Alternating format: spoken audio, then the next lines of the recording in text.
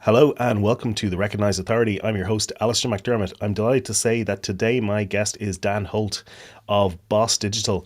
And Dan, I'm going to talk to you today about a whole bunch of different things about content strategy, including your now, I guess, famous or infamous Mary series.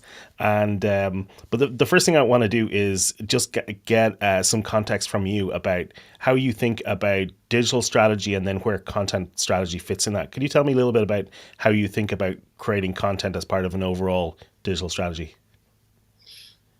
Yeah, I guess so. The way that I would tend to approach these things, which I think is fairly uncontroversial, would be I'd always want to know where the brand's coming from first. I think it's really important to do things in the right order. I think far too often people put the cart before the horse. They leap into channel activity because they feel like they're missing out on something, or their competitors are doing something on LinkedIn or with SEO or PPC or email or whatever it might happen to be. So they feel like they need to be active somewhere without really a content strategy in place. Or if they do develop a content strategy, they're doing so without a clear brand strategy. Or if they, in the unlikely event they have a clear brand strategy defining the content strategy, have they really done their kind of market research and sort of real kind of investigation within the market landscape? So it's about doing things in the right order, and I think that just makes the whole process a lot easier. So that would be the first thing. I mean, there's a whole bunch of principles to any effective content strategy, and I think most of them have been around for a very long time. And I'd have to be honest and say I've probably stolen most of my good ideas from other more talented people in the past. I think Joe Paluzzi does a really great job of defining the sort of fundamentals of an effective content strategy when he talks about I'm going to totally mess this up now, but I know he talks about I think there's three or four criteria that any effective content strategy needs to satisfy.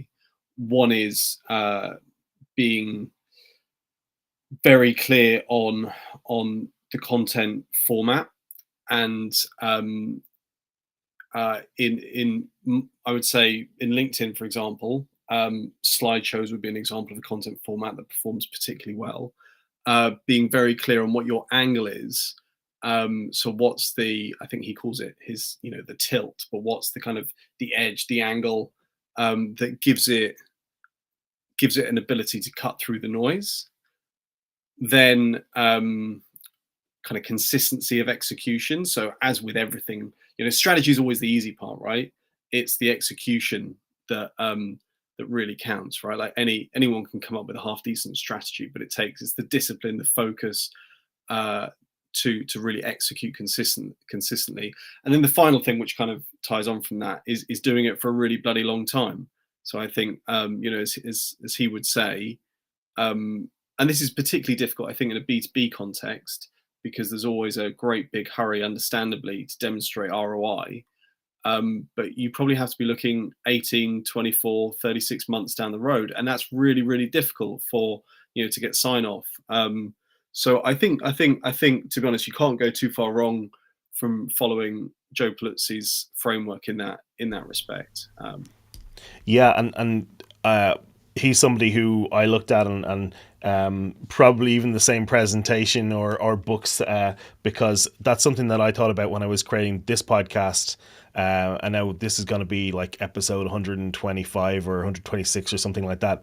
And that's because I committed to what you just talked about, that long term, without an expectation of ROI for quite a while. And it's like that part is scary, and you do have to have other elements in place to have cash flow, and you have to have a plan for that.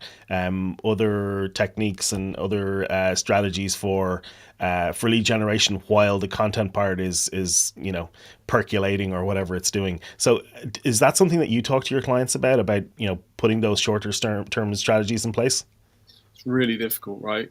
Because like the fact is, there isn't an exciting strategic long term without a profitable short term. So I think generally what we'll try and do is facilitate that longer term strategy through some sort of shorter term direct response initiative as well, or if we can spot a quick win, maybe they've got an email list that they're not using particularly well. Maybe they've got tons of authority on the website that they're not channeling effectively from an SEO perspective. Maybe there's something we can do around running small events or some sort of account-based marketing initiative that is more sales orientated. That's really important, because otherwise you just they just can't justify that longer term strategy alongside that. But it's a really difficult thing to do, and I think you've got to get a little bit lucky with your clients as well in that regard, because some people just won't accept it. You as soon as you start talking about timeframes of in excess of 12 months, they're just not interested, and that's their prerogative, right? So I think it comes down to working with the right companies as well. Yeah, and there's a phrase that they use a lot in some sports teams, particularly when the team is losing in a game. They say trust the process. Go back to fundamentals and trust the process. Do you find like that's how I think about content marketing sometimes, as in I've got a plan and I'm just going to trust that the process is going to take me to the right outcome, even though we're kind of in what Seth Godin refers to as the dip. Most people quit just before success, and you're in this kind of dip, in this hard place. And so, yeah, that's how I think about it myself. Is that something that you think about? Is that something you talk to your clients about, Yeah, trusting the process? I mean, look, sometimes you don't know, and sometimes you're aware that you're engaging in something fairly speculative and risky.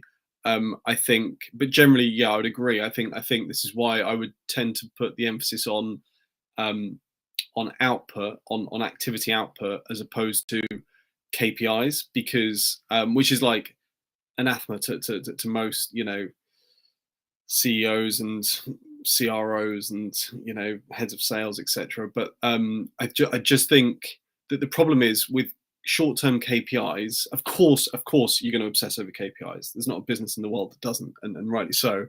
But if you're only ever looking at like, right, what have we achieved in terms of traffic, inquiries, ROI, whatever, in this month, this quarter, those things are they're likely to encourage very short-term behaviors, and B, they're also largely shaped by a lot of factors outside of your control. So you end up taking credit for things that you shouldn't take credit for, and you get the blame for things that you shouldn't get the blame for. Whereas if you say, this is the strategy, these are the things we're going to execute day after day, week after week, month after month, to this standard over and over and over again, judge us on that, and you obsess on that, you do those good things, like good outcomes will follow. So that is certainly how we approach it as an agency ourselves. And with some clients, we're lucky enough to be able to approach it that way. And with other clients, of course, we need to, to compromise a bit more. So it's really tricky. I was listening to Alex Hermosi recently, and he talked about the most successful people that he knows, and he knows some super successful people, talking about longer time horizons is the term he uses, and it basically that a lot of them are looking at what they're doing in terms of like a 10-year time scale. And he himself, when he was setting up his YouTube channel, he said to the person who's helping with the channel, he said, "Look, I want to create this channel so that in 10 years time I have 10 million or 100 million followers." And that's the way he's thinking about it. He's not thinking about like what I'm doing right now. And like that's insane for most businesses. And Yeah. it's like, that's not like, he is a bit special and a bit different in the way he's doing it. He also has quite a good cash flow, I would suspect. So it's a bit different in the situation that he's in. But I just think that it's something when it comes to content marketing in particular, and you hear Paluzzi talking about it, you were talking about it, and Hermosi's talking about it. It's just these longer timescales are baked into the process. There's nothing we can do about that. It's just Yeah. a requirement. And I think ideally you want to flip it around and look at it as a good thing, right? And say, well, look, this is the reason why our competition is not gonna stick to it, right? So because like everyone's trying to do something on LinkedIn, everyone's trying to do something on on their blog, or everyone's starting, whether it's a new podcast or an event strategy or whatever it is, right? Like that is there are times where simply being on these channels is a competitive advantage because it's so new. So there was a time where running a podcast was a competitive advantage. There's a time now probably where being active on threads is in itself probably a competitive advantage. But those windows close very, very quickly. Ultimately, it comes down to the execution, and you've got to look at it, I think, as a positive and say, well, actually, do you know what? They are going to, whether they stop after 6 weeks, 6 months, whatever, they're 99% of these competitor brands are going to give in because they're not going to be seeing the return. And that is a good thing. That's what's going to give us this opportunity to do something remarkable. But it's so much easier said than done. I mean, I without giving an example, I can think of various instances recently where I know that we've compromised our long-term strategy with a client because we've been under so much pressure to deliver short-term results. And as a consequence, the long-term strategy is still there, sort of, on paper, it's kind of ticking over, but not at the frequency, not with the level of aggression that it should be, because that time is getting pulled into shorter term priorities. And that's just, I don't know, maybe we need to be firmer on that. It's a difficult thing to do. Yeah, and it's something I think about when I see publicly traded companies, and so much of their strategy is determined by the quarterly earnings calls, and that they're living almost quarter to quarter in how they're doing things, and then you've got some very strong CEOs and boards who will allow them to have the breathing room that they need to do these things, but for a lot of them it's very short term kind of thinking. So yeah, that I'm really interested in that part of it. I'd be interested to ask you about actual content strategy itself, because I know that you say that there are other people who have their perspective, but I'm really interested in you specifically because your content strategy is what attracted me to want to get you on this call.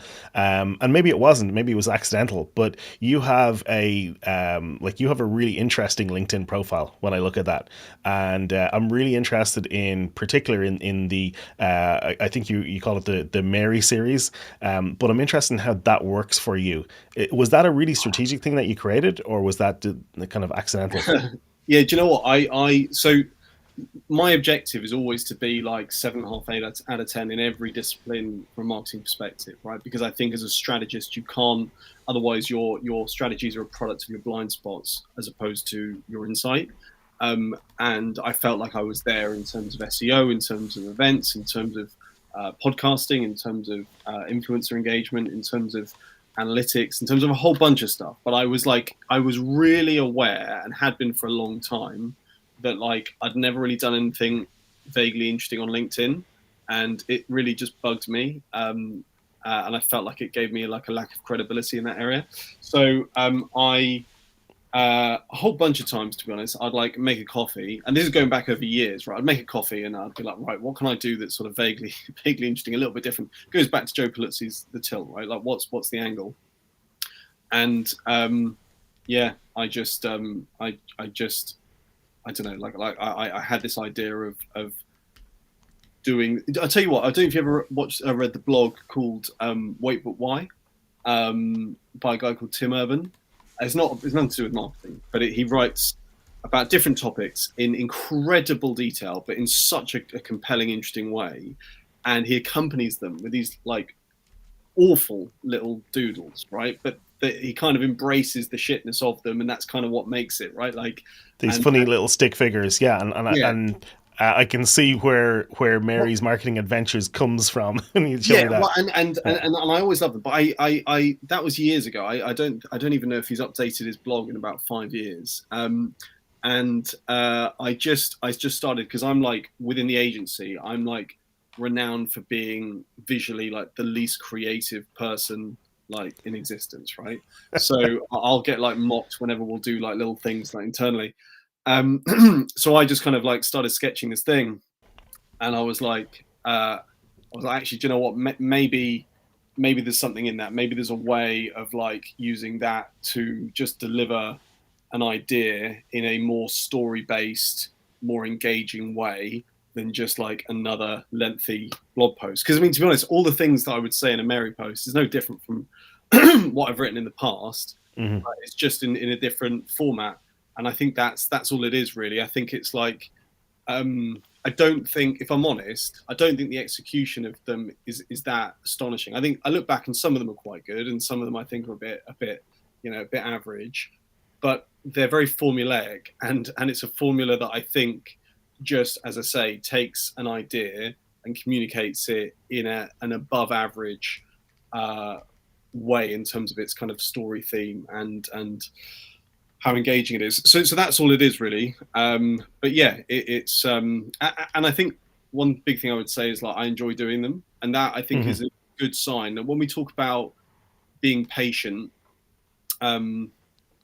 let's say, you're working to like an 18-24 month time frame to see a kind of serious ROI. Well, you probably need to see some like vanity metrics before then, in order to see an indication that it's progressing in the right direction. And I would say, before you see the vanity metrics, an even earlier indication that you might be onto something is just like, are you enjoying creating it? Because I think if you're not, I think if it's a real headache, then that's probably not a very encouraging sign. And I just quite enjoy going to a coffee shop and drinking an espresso and, in 15 minutes drafting some totally shit marketing comic. That's it really.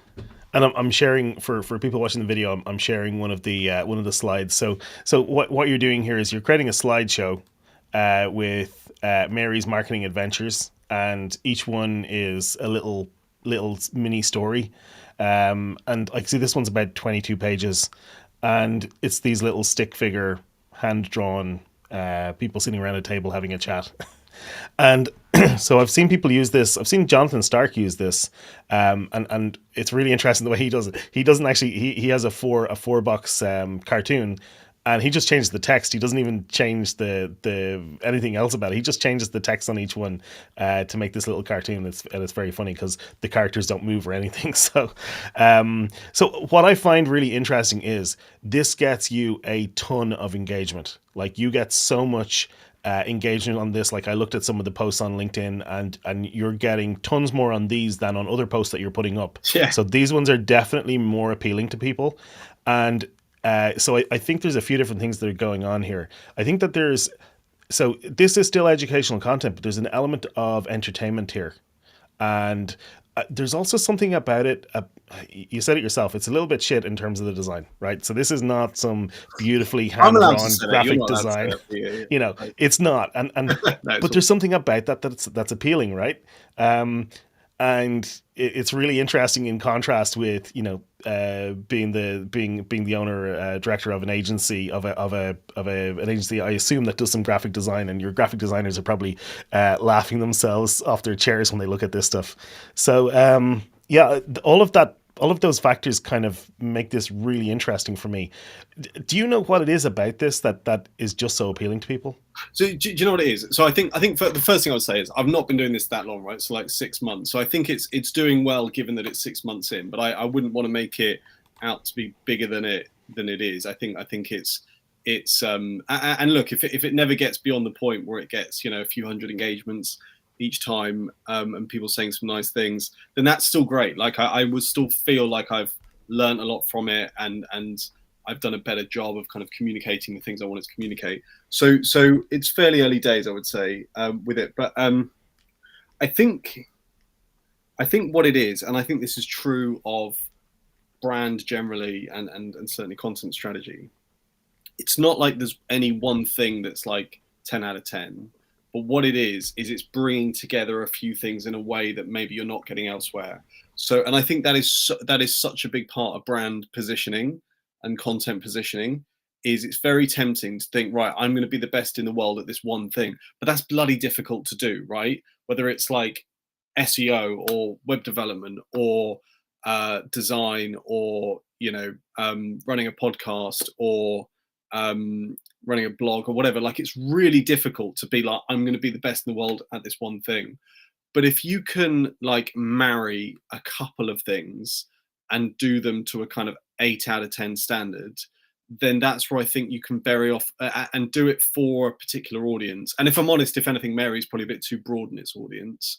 It would probably, in some respects, you could argue maybe it'd be better if I narrowed on a particular vertical. I don't know, but like, I think if you can combine a couple of things and do them for a particular audience, then you reduce your competition and the noise from like a billion to maybe like 10, and then suddenly you've got a place in the market. And I think that's all Mary is, right? Like there's probably a whole bunch of cartoons out there, business cartoons, and they're probably, all better than Mary, but like there's not that many that I'm not aware of a kind of slideshow based cartoon thing. I've seen some like individual ones actually since publishing the first Mary. I think you mentioned one there. I think there's another guy. Is it Marketoonist? Mm-hmm. Uh, Yeah. but they're kind of individuals. So I think that's all it is. I think that's such a big part of content strategy generally is like just can you, and sometimes it's a case of looking outside your market and trying to find like, is there something else that your audience seems to be engaging with outside your market? And actually, if you could take your messaging and place it within that content format or within that channel, that actually it could give you a much clearer route into your audience, remove the noise. Then I think that's very often that's half the battle. I'm interested in how you think about risk and if this felt risky to you, because I think that some people would look at this and say, I don't really want to associate, and from your context, don't really want to associate my agency that produces great work with these really crappily hand drawn cartoons. Was there an element there that where you thought about that? Um, Yeah, and to be honest, more just from like a general social embarrassment perspective. Like I'm not really active on social media apart from on LinkedIn because I'm quite like, in some respects I can be quite brazen, but in other respects I can be quite like introverted and embarrassed. So when I did 5 Mary cartoons first of all, shared them with my colleague Georgia. I was like, tell me how embarrassed I should be for having created these. How I know they're terrible, but how terrible are they? She came back and she was actually surprisingly encouraging. I then shared them with another guy, Jeremy, and then I was like, oh God, screw it, just put one of them up. But that whole process, it was probably like 6 weeks of just fannying around, just being like, oh my God, this is like too embarrassing and whatever.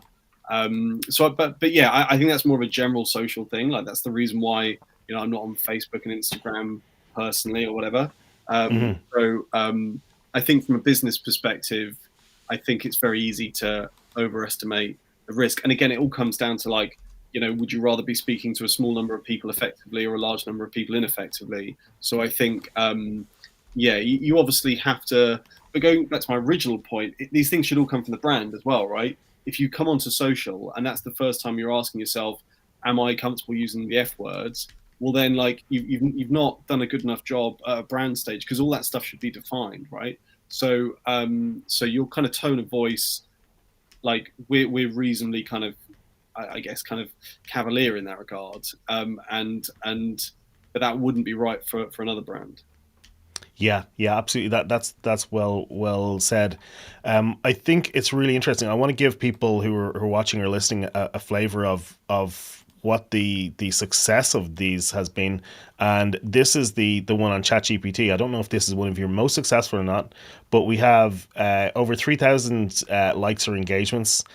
Over 350 comments and 251 reposts, which is incredible. So over 250 people have shared it.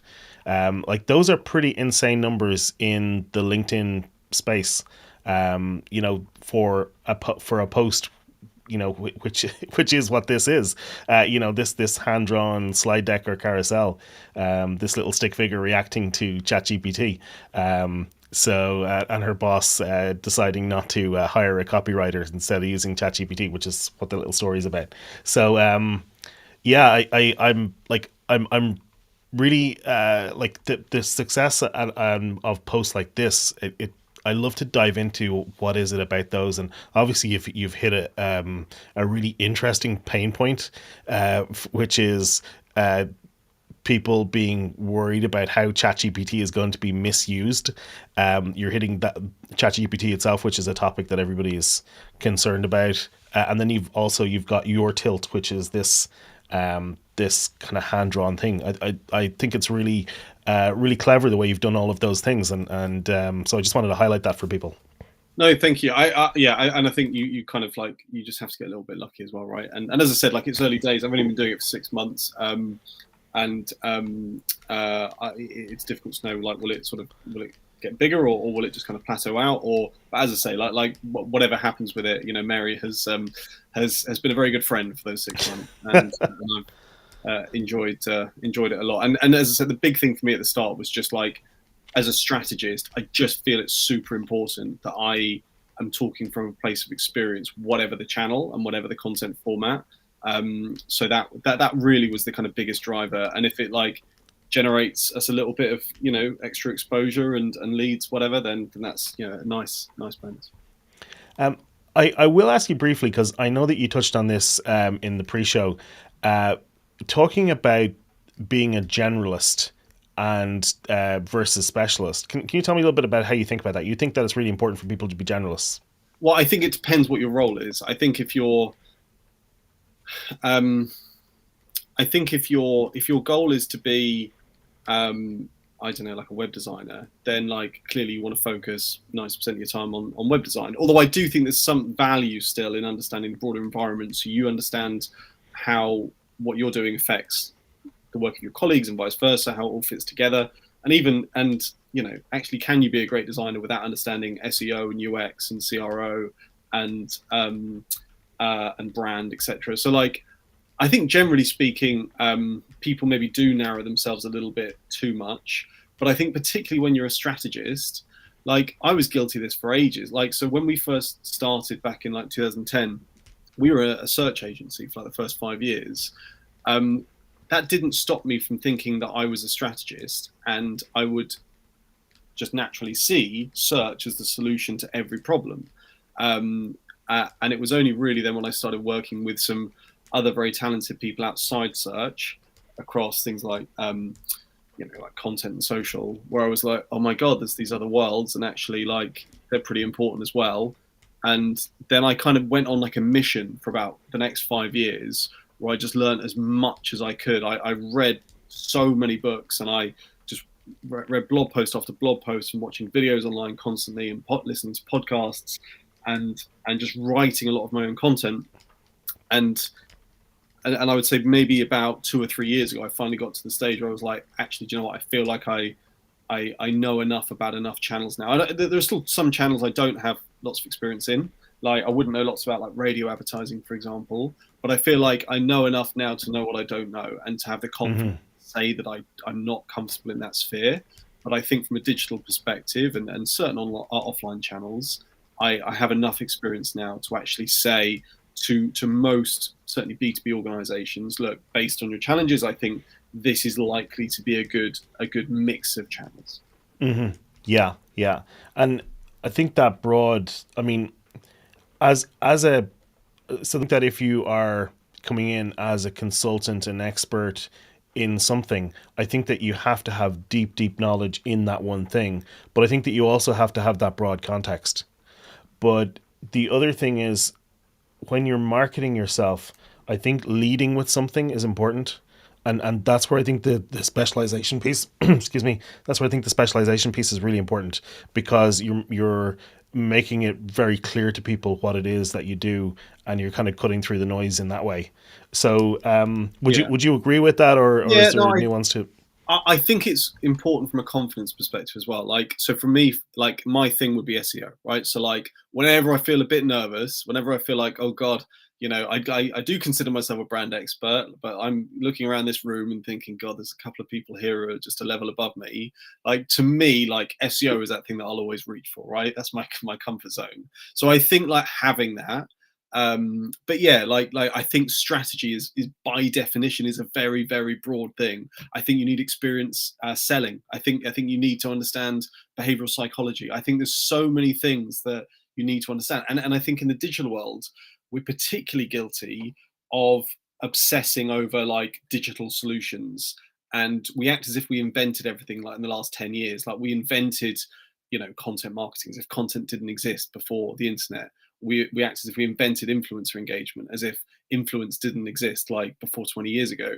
Like the fundamentals have been around forever. And I think most digital marketers would be much better off spending less time worrying about digital and more time worrying about marketing, because the underlying principles are everlasting. And if you don't understand human behavior, and you don't understand things at a brand level, at a strategy level, then things are kind of almost doomed to failure unless you get lucky at a channel level. Yeah, that's a great point. I know that you've got to go soon, so I'm going to wrap this up. Can I ask you, what is the number one tip that you would give to somebody who wants to build their authority, their personal brand? Um, I should have a pithy answer ready for you on this. So, and I don't. I think I think probably becoming like, it's a sort of obvious thing to say, but like being a genuine expert in the thing first, because like I don't think it'll come as a surprise when I say that there's like an awful lot of profiles on LinkedIn of people, professing to have ABC insight, or selling certain solutions, when it's pretty clear they're not really doing that thing for themselves. So I think you just, there's no shortcuts really. Like, I mean, it probably took us like 10 years to become a really kind of good agency, and to then like have the confidence to speak about those things, whether it's on LinkedIn or other like. So I think it's got to come from a place of substance, and that's not necessarily what people want to hear, but like that's Mm-hmm. I think that's the reality. So that expertise, you're talking about longevity, but it sounds like you might be talking about specialization there again. Just to go back to that, is because what you're talking about is to be an expert, and this is something. I mean, maybe we're talking about two different things here, because maybe you're talking about being an expert in a broad area, but it sounds to me like that Yeah, kind of longevity and expertise is narrow. I'll tell you what, I think maybe a mistake that we made, but I think a lot of agencies make it, a lot of marketers make it, is I think, I think I stand by what I said about having a broad knowledge set strategically, Mm-hmm. but I think something that is really underdone in the marketing world, particularly by agencies, which is ironic, we're very, very bad at positioning ourselves. And there are, for every one agency that says, I'm going to own this particular market, this vertical, right? I'm going to own the legal market, or, the fashion industry or whatever, there are 50 that just claim to be able to do everything for everyone. Mm-hmm.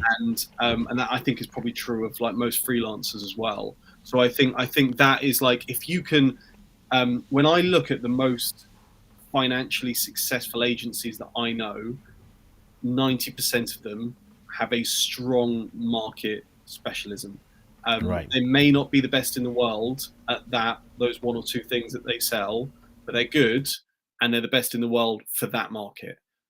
So that would probably be. I think that just and that's really difficult to do, because you're basically saying, right, I'm not going to work with 97% of companies. But I Mm-hmm. think that is if you want to see success in 2 years rather than 10 years, I think that's the way to do it. Fascinating. That's really interesting. That ties into to the research and what I've looked at in terms of specialization, which is why I'm a big proponent of specialization. But I think, as we've discussed on this podcast, I think there is some nuance to it, to when you need it and when you don't. But that market position, I think, is where it's really crucial. Is there a business book or resource that's been important for you, or that you'd recommend to people?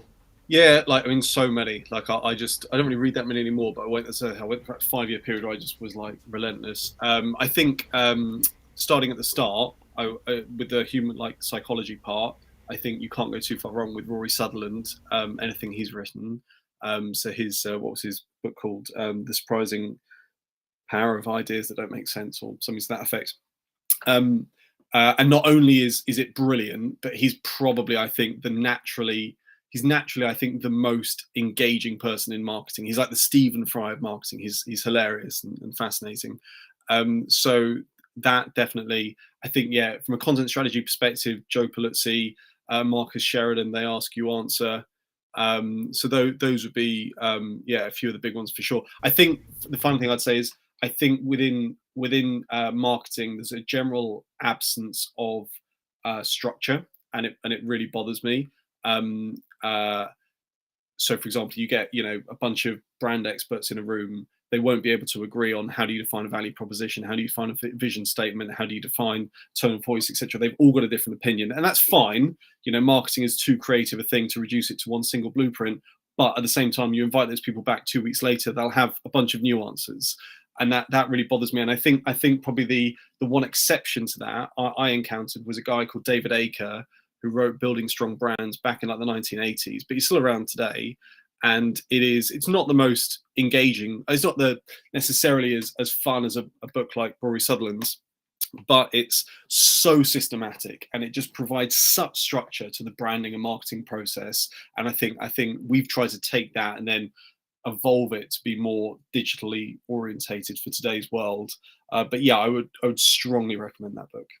Yeah, and as a former software engineer, I appreciate that kind of more methodical approach. I found the same as I've self-taught marketing for the most part. Finding those building blocks and processes and formulas that are actually apply consistently is really important. Dan, where can people find you if they want to learn more? Probably Mary on LinkedIn, safest bet. Awesome. Well, Dan, thanks so much for coming on the show today. I really appreciate you taking the time to chat to me about all of these things. No, really